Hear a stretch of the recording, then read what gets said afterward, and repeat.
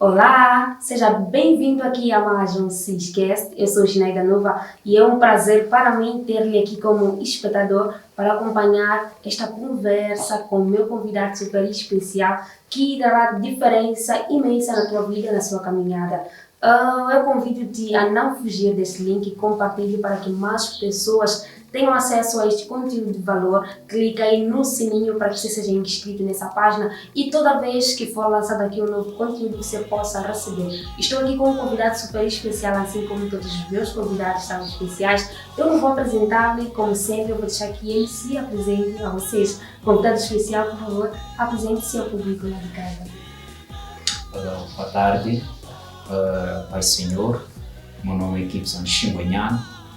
Primeiro quero agradecer a Deus pelo fôlego de vida e também quero agradecer a Deus por esta oportunidade de cá estar, e acredito que hoje teremos uma boa conversa, muito edificante, pela graça de Deus. Amém, amém. De certeza a nossa conversa será imensamente abençoada. Assim como ele mesmo falou, Pastor Gibson Xinguanhano. Este nome que é uma dilema, não sei se é um dilema para mim, porque inicialmente eu cometi alguns erros em relação ao apelido do Pastor Gibson. Eu menciono para você, mas graças a Deus ele corrigiu-me e eu pude aqui aprender a pronunciar de forma correta. Pastor Gibson, eu gosto sempre de invadir aqui a privacidade dos meus convidados e eu gostava de não fazer diferente consigo. Quero invadir um pouco da sua privacidade antes mesmo de corrermos para tratar sobre o nosso tema. Eu gostava que me falasse um pouco da sua história. Como sempre, eu queria começar consigo desde pequenino. O Pastor Gibson nasce convertido, converte-se ao longo da caminhada. Como é que foi? Como é que é este processo? De forma bem resumida assim, pode contar-nos um pouco da sua história e pode falar-nos de como foi essa trajetória para termos o Gibson que nós temos hoje. Uau! Realmente dizer que pegou-me de surpresa.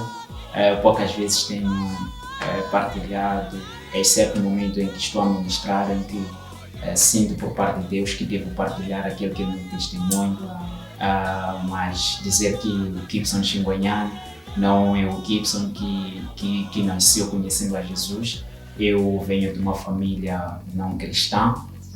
Os meus pais, eles nunca foram tão de servir a esse Deus vivo e tudo mais. Mas,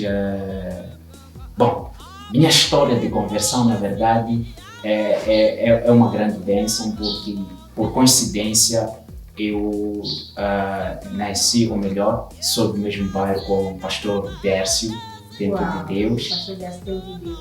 Então, eu tenho um bocadinho de infância partilhada com ele. Nós nascemos, ou melhor, nós somos do bairro do Congolote, e nós somos amigos desde mesmo antes da nossa conversão. Nós brincávamos juntos, dávamos pinos juntos. Uau. E saíamos juntos.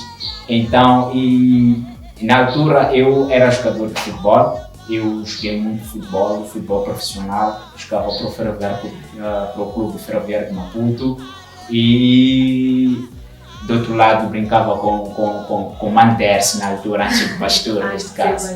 Então eu brincava com ele.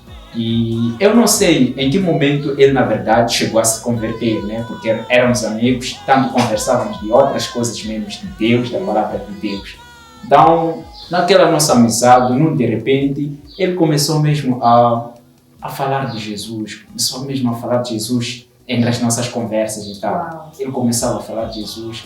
Mano, eu não estou para isso, mano. Eu não estou para isso, vamos lá. Mas pronto, ele, na verdade, foi um caminho usado por Deus para poder me alcançar. Eu chego a conhecer a Jesus através do pastor Dércio, Templo de Deus. Ele começou sendo meu mentor, ele ensinou-me os primeiros passos e tudo mais. Razão pela qual que eu também me identifico como um missionário de Deus.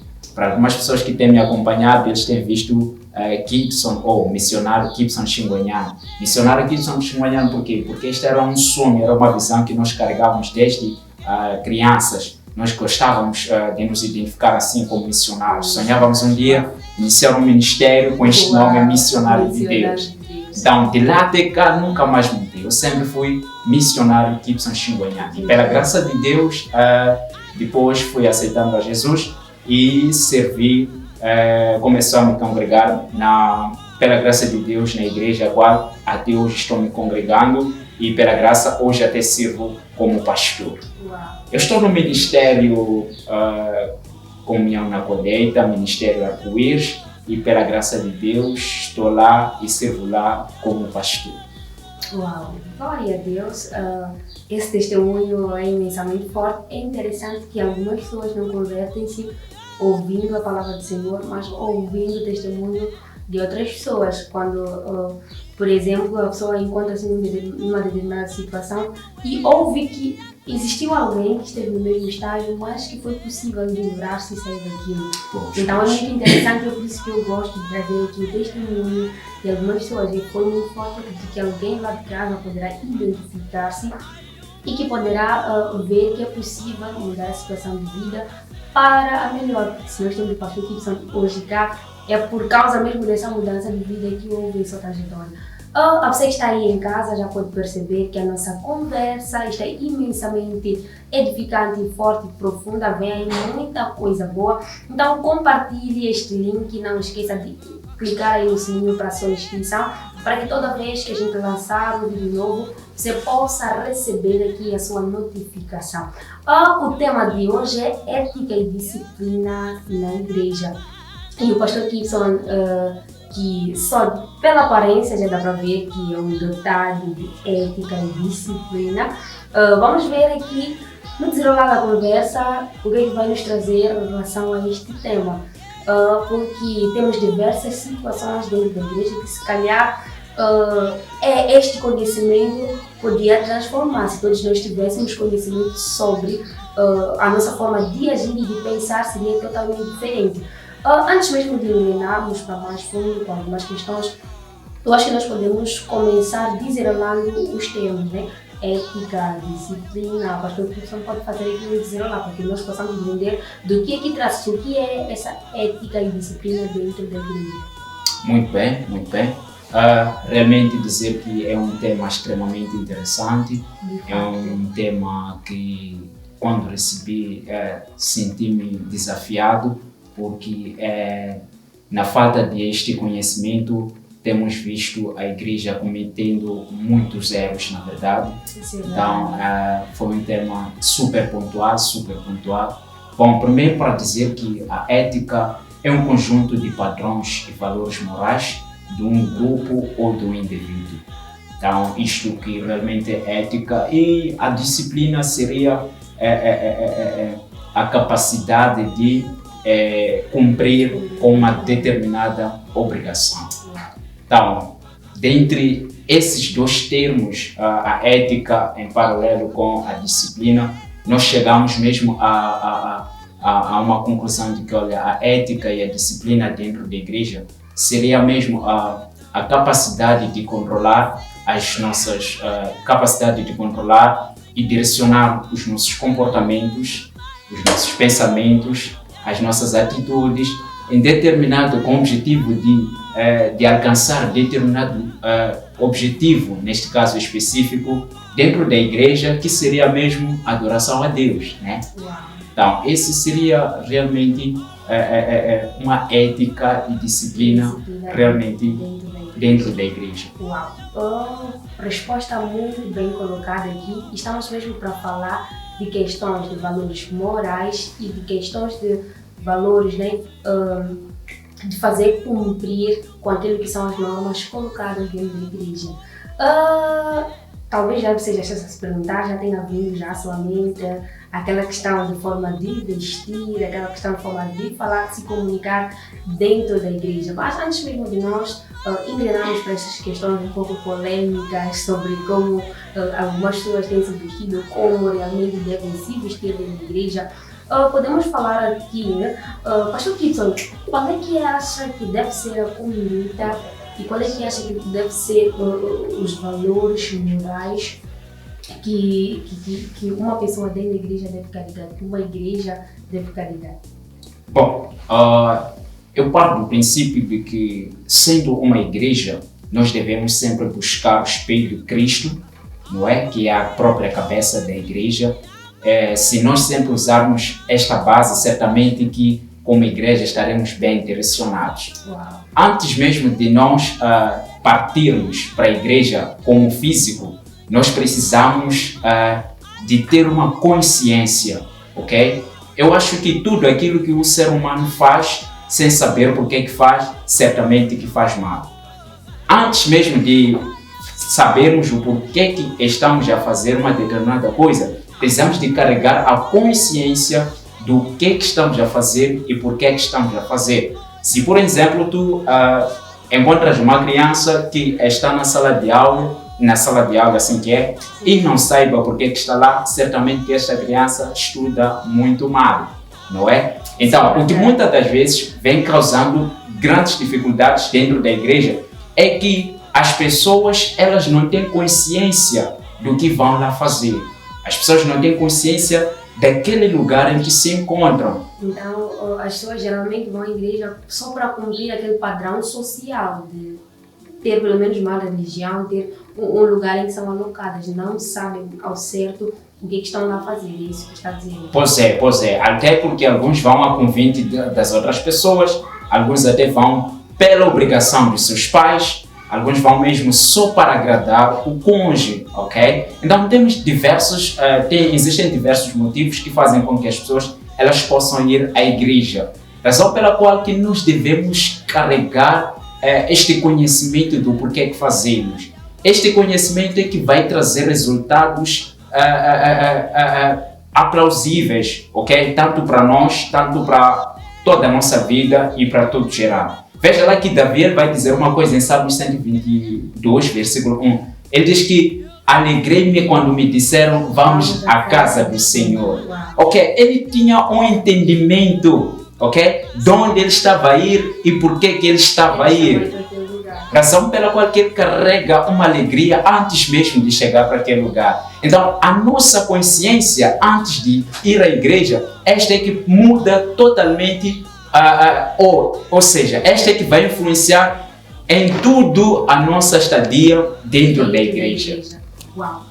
Falou aqui de consciência, que estamos a fazer lá, mas não explicou o que nós devemos ter em mente que estamos a fazer lá. Pode ajudar a simplificar, se calhar a quem não sabe por que vai à igreja, não sabe o que vai buscar dentro da igreja, não sabe qual é o seu direcionamento dentro da igreja. Pode deixar ficar, pastor Gibson, o que é que nós devemos ter em consciência, devemos ter em mente estando dentro da igreja. Muito bem. Uau. Bom, primeiro saber, é importante dizer que sempre que formos à igreja, nós vamos prestar culto ao Senhor Deus dos Exércitos. Esta é a primeira consciência que nós devemos carregar. Vamos lá, vamos buscar a face de Deus, vamos nos deleitar diante da presença dele, vamos nos achegar, vamos nos esvaziar e vamos desejar sairmos de lá cheios da presença dele. Então, esta é a primeira consciência que um amado, um crente deve carregar em si. Antes mesmo de tudo o que pode vir a acontecer. Por que estamos a falar de ética e disciplina dentro da igreja? Porque em algum momento até pode ter muitas razões para se distrair, mas se a pessoa carrega esta consciência de, olha, eu vou buscar a face de Deus, eu vou buscar a presença, eu não me importo com mais nada. Hoje em dia, Deus tem aquelas questões em que, para que possamos ter um momento saudável de oração, precisamos dizer à igreja, feche seus olhos, levante as suas mãos. Então, às vezes, aqueles termos ali, nós usamos para que possamos ajudar mais alguém a se concentrar na presença de Deus. Mas seria bom se todos nós tivéssemos esta consciência. A necessidade de nos concentrarmos na presença de Deus. Pois, que a necessidade. Antes da pessoa dizer, olha, feche seus olhos, esqueça tudo que deixou lá em casa, esqueça o seu irmão ao lado. Então não haveria esta toda necessidade. Se nós carregássemos este intuito de irmos, na verdade, buscarmos a face de Deus. Uau! Graças a Deus, que abordagem muito interessante aqui. Você que está aí em casa, não se esqueça, já está a ver que o papo está mesmo bom. Compartilhe este link para que chegue a mais e mais pessoas. Não deixe aí de clicar neste sininho para que você seja inscrito aqui na nossa página. Pastor Gibson, voltando assim, já deu o seu gole de água. Falou aqui de uma mentalidade cristocêntrica, falou que, acima de qualquer coisa, nós devemos olhar para Cristo como o nosso maior espelho em termos de ética e disciplina. O que é que... Não vamos aqui falar de religiosidade, porque em religiões nós vamos aqui encontrar diversas normas. Tem igreja que, por exemplo, vamos falar da apresentação do indivíduo para as mulheres. Eles dizem que a mulher não pode pôr brinco, tem que amarrar lenço, a mulher não pode pôr saia, não pode pôr vestido, tem que estar de capulana. Alguns dizem que a mulher não pode pôr calças para estar dentro da igreja. Como é que explica essa questão? Qual é que é, na verdade, a forma correta, principalmente na parte das vestimentas, que nós mulheres, principalmente, devemos nos trajar? Os homens têm aquele caso de algumas igrejas que, se não tem casaco, não pode subir no púlpito, tem que estar sempre de casaco, de fato, bem trajado, não pode estar de camiseta. Como é que explica essas questões? De onde é que surge, na verdade, esse rudimento, essa questão de implementação dessas normas? Será que vem da Bíblia? Dá só uma prosa aqui, uma explicação sobre. Muito bem, muito bem, muito bem. Questões de vestimenta realmente têm sido outro caos, né? Que tem se enfrentado dentro das igrejas, e principalmente nesses últimos tempos temos vivenciado momentos muito escandalosos, que às vezes, antes mesmo das próprias ovelhas, parte da liderança. Temos visto homens, pastores que não sabem se vestir de forma adequada, de forma a não escandalizar a quem. Mas pronto, eu acredito, né? Eu sou da opinião que as vestes, elas não influenciam em nada na nossa caminhada com Cristo, até porque as vestes, elas servem muito bem para proteger nosso corpo e tudo mais. E quanto à maneira de vestir-se, eu acredito que nós, na verdade, enquanto carregarmos o Espírito Santo dentro de nós, o Espírito Santo é que vai nos ajudar. O Espírito Santo é um ser dentro do homem. Então, muitas questões que nós pensamos que podemos até escolher com a nossa própria vista, o Espírito Santo até pode nos dizer. Eu acho que muitas das vezes, até momentos em que eu vou mesmo pregar a palavra, eu não só tenho me vestido, mas eu primeiro oro. Eu acho que a partir do jeito em que eu me visto, tem a ver também com o tipo de mensagem que eu vou trazer. Uau. Então, eu acho que tudo quanto é nosso deve ministrar. Tudo quanto nós fazemos, isto deve dizer alguma coisa. Não basta se vestir, não basta só ir. Nós precisamos de entender que tudo quanto é nosso é uma mensagem. Razão pela qual o Espírito Santo também vai acusar. Você, quando for a vestir algo que não... Você não vai se sentir bem. Okay? Você não vai se sentir bem. Então, uma das coisas é que as pessoas têm ignorado esta voz no interior. Eu não sei como é que isto tem acontecido, mas é mesmo escandaloso. Eu não sei como é que isto acontece. Mas o Espírito Santo, muitas das vezes, tem nos ajudado em tudo, mesmo na maneira de vestir. Até porque, quando nós mergulhamos na palavra do Senhor, a palavra do Senhor apenas adverte-nos que nós devemos andar tratados com decência. Pois é. Então, nós devemos atentar a essa questão, vestir de forma decente. Agora, essa questão de brincos é muito norma do homem, o homem que aplicou isso. Exatamente. E graças a Deus, eu estou aqui num ponto que é muito interessante, porque eu em particular também sou muito dirigida pelo Espírito Santo. Ele diz que sim, posso estar assim ou não posso estar assim, e também olhe para mim se isso é decente ou não é decente, se isso é digno de ser vestido ou se não é digno de ser vestido.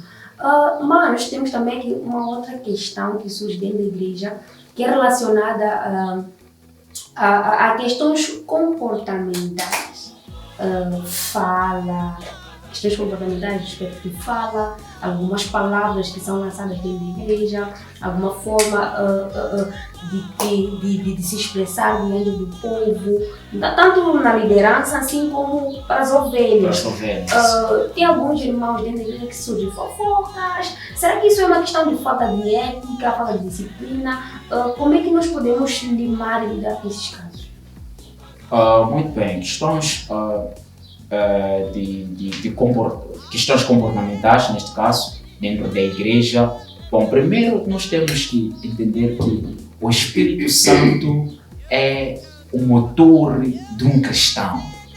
O Espírito Santo é a própria pessoa dentro do homem que vai conduzir ao homem em toda a verdade, como a palavra fala no Evangelho de João, que Jesus Cristo diz que vos enviarei o Espírito Santo, o qual vos guiará em toda a verdade. Então, o Espírito Santo está disponível para nos conduzir em toda boa conversa, em toda boa harmonia. E muitas das vezes as pessoas, elas são muito resilientes ao mover do Espírito Santo. Nós queremos ser conduzidos pelo Espírito Santo, mas muitas das vezes até rejeitamos isto, porque nós temos olhado de uma outra forma. Eu costumo dizer assim, toda pessoa que está na igreja e não sabe estar, duvida-se que esta pessoa é igreja. Meu Deus. Porque antes de você estar na igreja, você precisa de entender que você já é própria igreja. Não devemos buscar dentro de uma igreja física o que já devia existir dentro da igreja, quer dizer, dentro de nós como a própria igreja. A igreja, ela será abençoada, a igreja, ela será tão boa e tão perfeita se nós começarmos a manifestar o que nós já somos como igreja. Muitas das vezes nós cometemos falhas porque nós esperamos uma perfeição de um edifício físico e nós mesmos somos tão reprovados. A igreja no seu aspecto físico será melhor se nós como pessoas de igreja estivermos bem consertados. Então nós estamos a falar de fofoca, é algo que já não convém dentro da igreja. Nós encontramos aqueles casos da imaginária que para de ir para a igreja porque a irmã Maria falou mal dela. E isso é sem postura para nós como cristãos, porque nós temos uma imagem, uma identidade cristocêntrica, então não faz muito sentido esse tipo de coisa, mas para continuar aí com esse tipo de pensamento. Pois, falando disso, né? Agora, hoje em dia, nós temos uma situação de as pessoas, ou melhor, os homens têm sido o foco da igreja, ok? O foco da própria igreja já não é mesmo cristocêntrica, ok? Então, as pessoas, elas ignoram as demais coisas, ignoram as demais aspectos importantes dentro da igreja, quando se vai à igreja, porque elas só se importam lá se o pastor vai tocar em mim, se o pastor, quando estiver a profetizar, vai me localizar. Então, nós ignoramos vários aspectos, acabamos violando tantos princípios que nos convém na qualidade de sermos filhos, na qualidade de sermos povo de Deus. É importante voltarmos para o Velho Testamento. No Velho Testamento nós encontramos uma igreja que sabia por que ia, o que acontecia nos tabernáculos, quando ofereciam sacrifícios, de tal maneira que o próprio Deus respondia até na hora. Quando você fizesse um sacrifício não agradável a ele, era possível até não sair daquele lugar. Ou saía mesmo sendo puxado, porque já havia perdido lá a vida. Então, eu acho que este cuidado a igreja acabou perdendo com os tempos da graça nas quais nos encontramos, né? Acabamos perdendo muito temor disso, porque agora nós temos olhado para o homem como centro, nós vamos para a igreja esperando com que o homem nos toque, esperando com que os homens eles nos profetizem, então ignoramos as demais coisas. É incrível que às vezes você pode estar, eu já visitei algumas igrejas que eu não fui lá, na verdade, não fui lá como convidado de honra, fui na verdade como um irmão e tudo, mas eu fiquei ao lado de outros irmãos, então, era incrível você ouvir conversa de crentes aqui, estava bem ao lado, Minanga poeta no Pumba, quer dizer, ela não vem, ele não vem, então eu estou muito cansado, eu já estou a participar de tantos cultos, o pastor nunca olha para mim, meu Deus, isto acontece na igreja. Então estamos a ver que esta pessoa tem foco o homem e não a Deus. Então, nós violamos tantos princípios por causa daquele que é o nosso foco. Nós não olhamos mais para Cristo, nós não nos importamos mais com os princípios. Mas tocou num assunto muito importante e eu acho que está mesmo voltado a essa questão de ter disciplina na igreja. Esta questão de nós sermos homocêntricos e não cristocêntricos, será que não é gerada pela forma como os líderes têm se apresentado e dirigido a igreja? Posso desmistificar mais um pouco? Pois. Essa questão de nós olharmos para o homem de Deus, por exemplo, o homem de Deus não me toca, o homem de Deus não fez aquilo, ou até quando há milagres sobre a minha vida, o homem de Deus tocou-me, o homem de Deus orou por mim e aquilo aconteceu. Já não é o mover de Deus que em nós ressalta. Será que será que vocês, né? Vou tocar mesmo na ferida. Será que vocês, os homens de Deus, não têm deixado de ficar no ensinamento, não têm tido uma postura diante do povo que provoca este tipo de coisa? Será que a forma como vocês ensinam, as pessoas não fazem as pessoas olharem para vocês e não para Deus?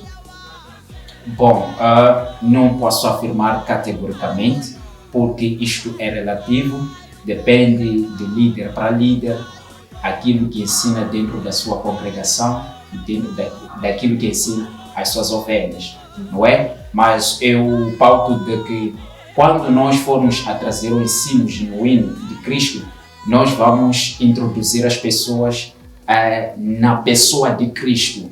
Entender que, ainda que o homem de Deus não te toque, se tu tiveres fé, é possível ser curado.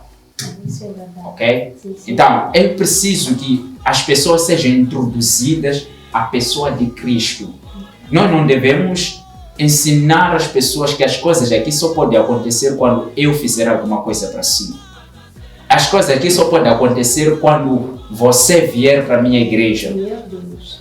Muitas das vezes acontece isto. Nós encontramos até alguns pastores que dizem: você está em problemas espirituais, mas me procura para ver se conversamos, o que é que eu posso fazer contigo. Já não é para procurar a Deus. Já não é para procurar a Deus, é para procurar a Ele, porque Ele que diz que viu e tudo mais.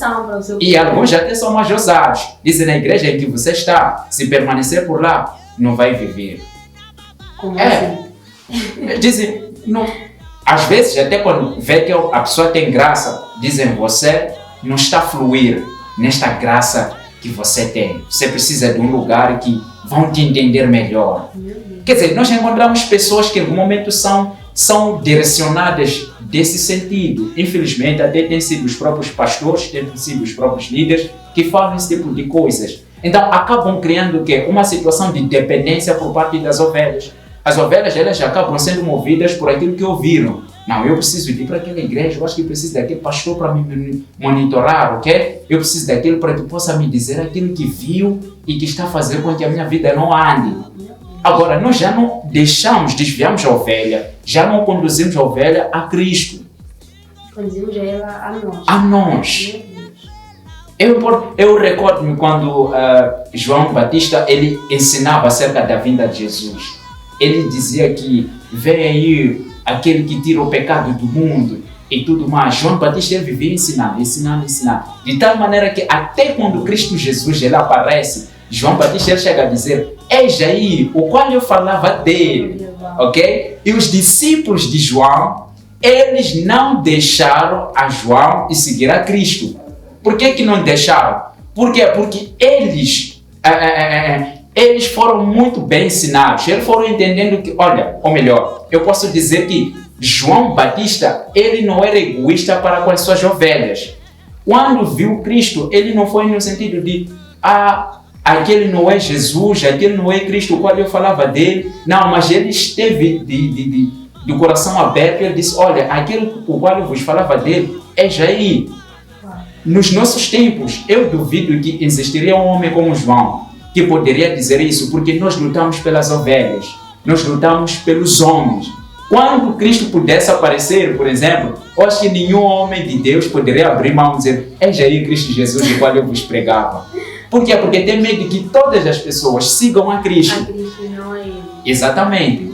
Então, nós estamos agora num tempo em que lutamos tanto pelas ovelhas de Cristo que nós não entendemos que tão somente fomos dados a responsabilidade de cuidar das ovelhas de Cristo. Deus, misericórdia, que Deus tenha misericórdia de nós e que pelo menos através do pastor Gibson, através de mim, através lá do Abel que está aí na câmera, não olhem para nós, mas que olhem para para Cristo. Uau, isso é muito bom. Já estamos a caminhar mesmo aqui para a reta final da nossa conversa, mas antes mesmo de nós terminarmos com a nossa conversa, eu gostava de deixar-se ficar aqui 2 pontos. Um ponto que é quais são as consequências de uma igreja sem ética e sem disciplina e quais são os ganhos de uma igreja com ética e com disciplina. Muito bem, muito bem. Primeiro, uma igreja sem ética é uma igreja desestruturada, é uma igreja em que todas as coisas elas acontecem de forma arbitrária, não há organização, as pessoas fazem o que bem entendem, desde a partir da liderança. Nós encontramos até algumas igrejas em que, partindo mesmo da própria liderança, é possível encontrar que um dos presbíteros tenha dado uma ordem e, sem consentimento do próprio pastor, o pastor chega também, dita outra ordem e depois a ovelha diz, olha, eu faço isto porque o presbítero X disse isto. Então, depois o pastor diz, não, faça isto porque eu sou seu pastor. Quer dizer, existe aí uma desordem total. Eu acho que isto não é ético, porque a ética ela tem a ver mesmo com os padrões estabelecidos em que devem ser cumpridos dentro de uma determinada instituição. Então deve haver uma hierarquia, deve haver uma ordem, ok? Deve haver uma disciplina. Aqui o pastor fala e na ausência do pastor fala isto e tudo mais. Eu acho que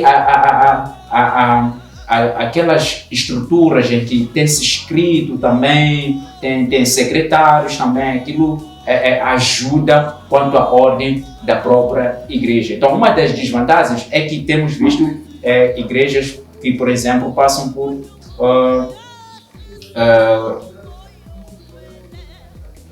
tem dificuldades. Exatamente, tem tido dificuldades de fluir partindo mesmo da própria organização.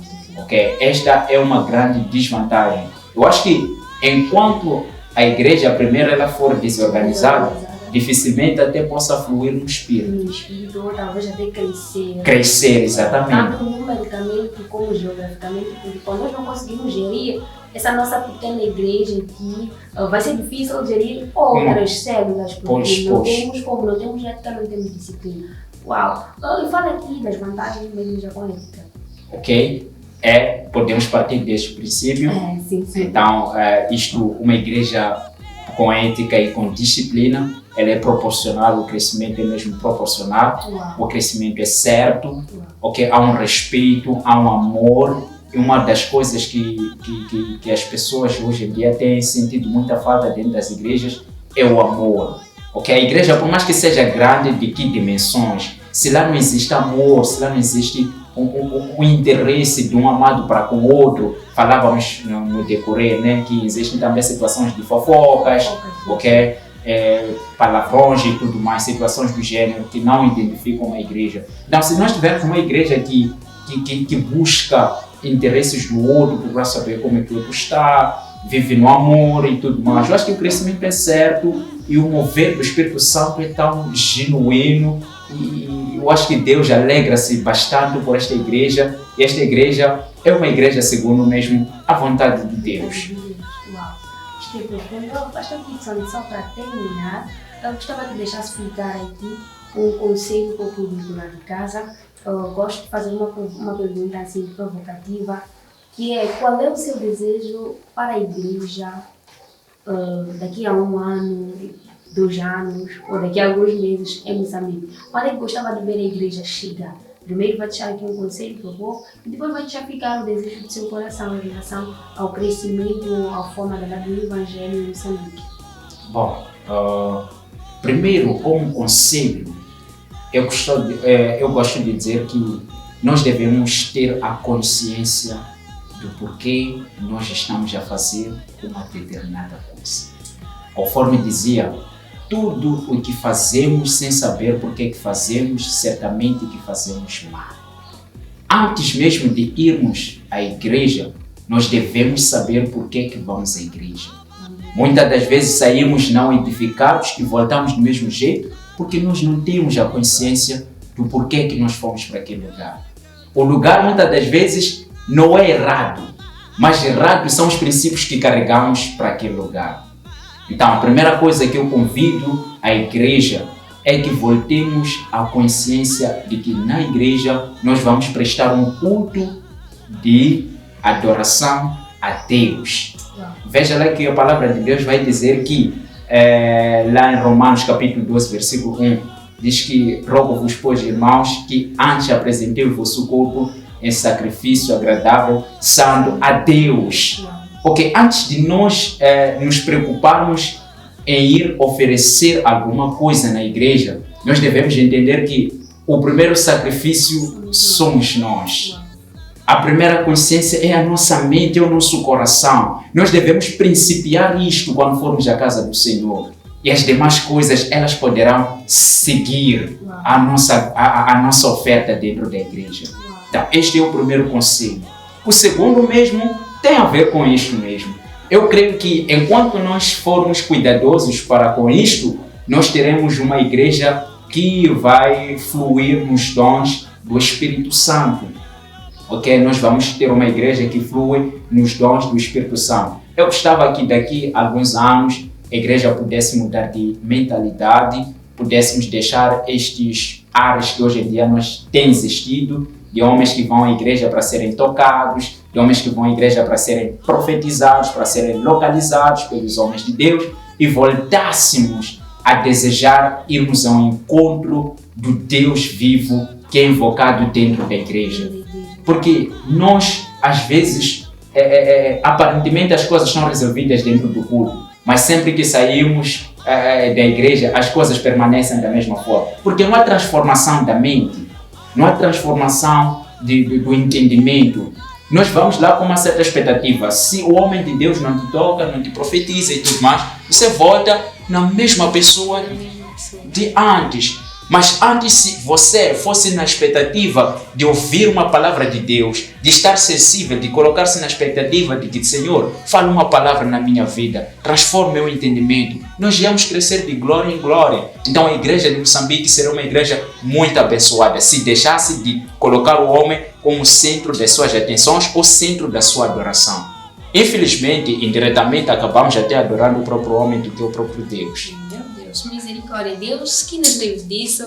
Pastor Gibson, foi um prazer enorme para mim ter ele aqui hoje, para que juntos pudéssemos falar aqui da ética e disciplina dentro da igreja.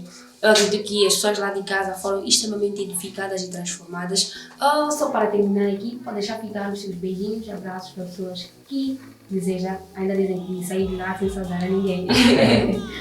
Muito bem, primeiro quero agradecer pelo convite e dizer que sinto-me muito abençoado. Quero neste momento saudar a toda a congregação que estou a liderar pela graça de Deus. Igreja Comunhão na Colheita, Congo Norte 1, estão saudados. Quero agradecer a Deus pela vida do meu pastor, José Domingos Novela, mãe linda. Quero agradecer a Deus pela vida da Sharon, do Samuel. Também quero louvar a Deus pela vida da minha noiva, que está neste momento a nos acompanhar. Uau. Carlota Mianga está saudada, em nome do Senhor Jesus. Uau. Muito obrigado. Muito obrigada, digo eu, mais uma vez, por ter aqui aceito o nosso convite, ter estado aqui a partilhar do seu conhecimento para com a igreja. A você que está aí em casa, não se esqueça, eu digo mais uma vez, compartilhe este link, faça chegar a mais e mais pessoas. Inscreva-se na página e que Deus lhe abençoe imensamente. Sobre ética e disciplina, mais uma vez eu apenas digo que Cristo é o nosso centro, Cristo é o nosso direcionamento, que Ele seja o nosso espelho. Enquanto seguirmos tudo aquilo que Cristo, ou enquanto olhamos para quem Cristo foi na sua caminhada sobre a terra, nós seremos excelentes e perfeitos em termos de ética e disciplina. Eu sou Janaína Nova e eu te vejo na próxima quinta-feira. Tchau!